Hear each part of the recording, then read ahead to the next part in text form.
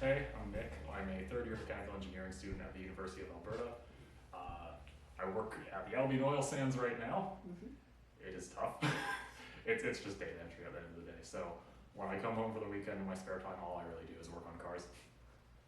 I just like getting my hands dirty. I like looking into the intricacies of why things work the way they do, how all the different parts mesh together to create one singular contraption, even if it's just a simple car that gets you from A to B.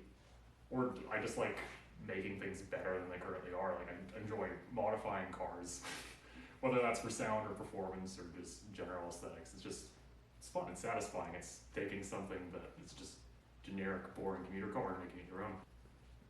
I don't know, I've just always been into cars because my dad had his Beaumont. I just looked at it as something to aspire towards in a sense. So I started with a moped. There's that one in the corner that we should probably bring into shot at some point, but it was a 1985 Honda Spree that I started with. It topped out at maybe 45 kilometers per hour, single gear, very slow, and I thought, this is something that's cheap that I could just work on to learn and have fun with. So did a full respray on it, like put some performance parts on it, and away I went. And then just hands-on experience, and that's what I love about it, especially like small engines. Not that this is small, this is 400cc, but I got this for 30 bucks. I don't care if I break it. For me to just go out and do this, strip it all down, see how everything works, and put it back together takes all of an hour now. It's great. It's just really hands-on experience. A lot of preventative maintenance at the end of the day. You don't want to go into things all like gutso, just torquing everything down because you're going to end up breaking something. You have to be meticulous with what you do. So torque spec.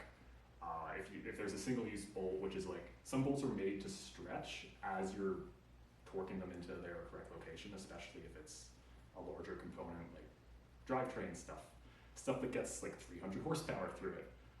Replace those bolts, because if you don't and they fall out on the highway, that's not a good time.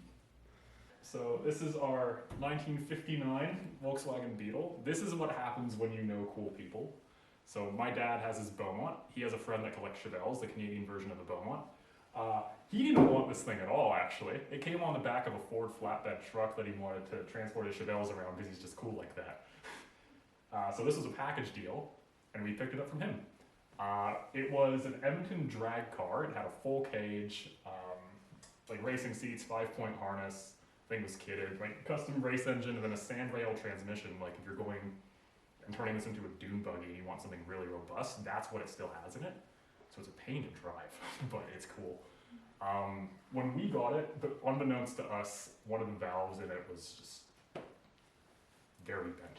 So it's had a full engine replacement. We're putting a new interior in it, and it's just going to be a car that we drive ideally forever. They're everywhere, don't get me wrong. I know they're one of the most popular cars ever made, but you just don't see them a lot here because they're not that great in Canada. They're more like California beach cars. For something old, you can really just look at it and there's nothing in the engine bay and you think, this goes here, that goes there. I know exactly how I'm going to lay things out. For other things like my car outside, it is hours upon hours of YouTube videos and research and like, what's the best way to move the engine forward? What's the best way to disconnect the axles? Are you going to do like 6 bolts or one big stupid specialty bolt that's going to take you 3 hours to get back in place when you have to get to it? So just all the prep work that goes into doing something like that. I enjoy when it's done, when I get to enjoy the fruits of my labor, whether it's something that sounds different, performs different, handles different, just getting to marvel at my own work.